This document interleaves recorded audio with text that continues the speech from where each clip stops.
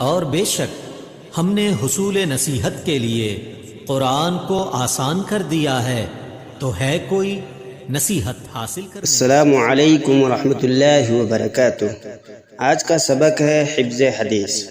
حضور صلی اللہ علیہ وسلم کی بتائی ہوئی باتوں اور آپ صلی اللہ علیہ وسلم کے کیے ہوئے کاموں کو حدیث کہتے ہیں، اور حدیث کے یاد کرنے کو حفظ حدیث کہتے ہیں۔ حدیث یاد کرنا کتنا ضروری ہے۔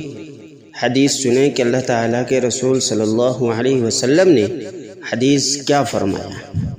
اللہ کے رسول صلی اللہ علیہ وسلم نے فرمایا، جو شخص میری امت کے نفع کے لیے 40 حدیثیں یاد کرے گا تو اس سے قیامت کے دن کہا جائے گا کہ جنت کے جس دروازے سے چاہو داخل ہو جاؤ۔ ہمارے پیارے نبی آقا صلی اللہ علیہ وسلم کی باتوں کو پڑھنا، یاد کرنا اور ان کو اپنی زندگی میں اپنانا بہت ثواب کا کام ہے۔ اللہ تعالیٰ اس سے خوش ہوتے ہیں، اس سے زندگی میں نور پیدا ہوتا ہے اور دین پر چلنے کی توفیق حاصل ہوتی ہے۔ لہٰذا حدیث کو زبانی یاد کرنا چاہیے۔ تو آئیے سبق کا آغاز کرتے ہیں۔ آج حدیث پڑھیں گے اور یاد کریں گے۔ حدیث نمبر 1، ایمانیات پر۔ الدین یسر، ترجمہ ہے دین آسان ہے۔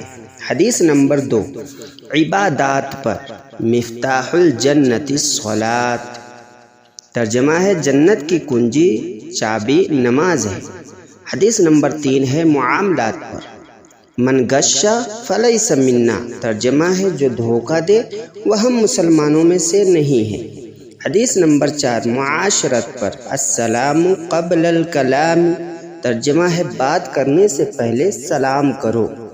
حدیث نمبر 5 ہے اخلاقیات پر۔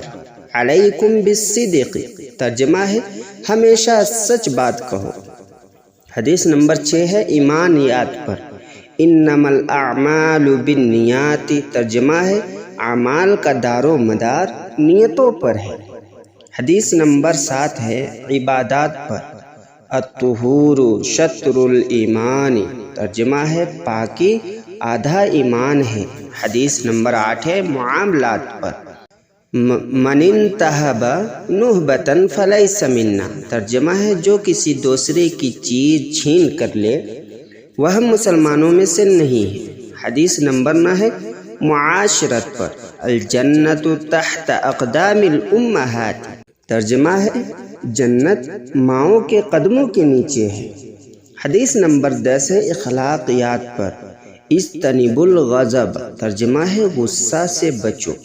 تو دوستو یہ پوری حدیث یاد کریں، آگے آئندہ آپ کو اور حدیثیں ملیں گی، اس کو بھی یاد کریں، آپ جنتی بنیں۔